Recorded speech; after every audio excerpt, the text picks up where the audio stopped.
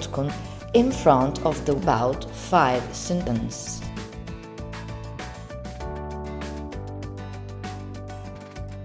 While pressing the button 1 of the Y Evo, at the same time press 4 times the button 2. Release both buttons.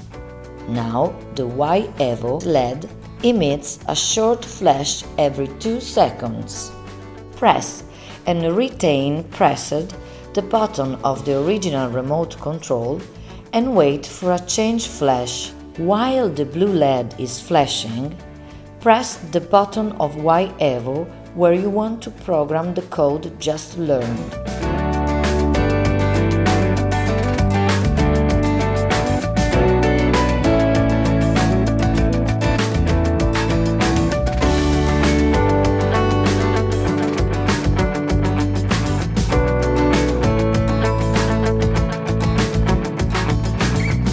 First of all, you must be close to the automation. Press and retain pressed the programmed button during 10 seconds.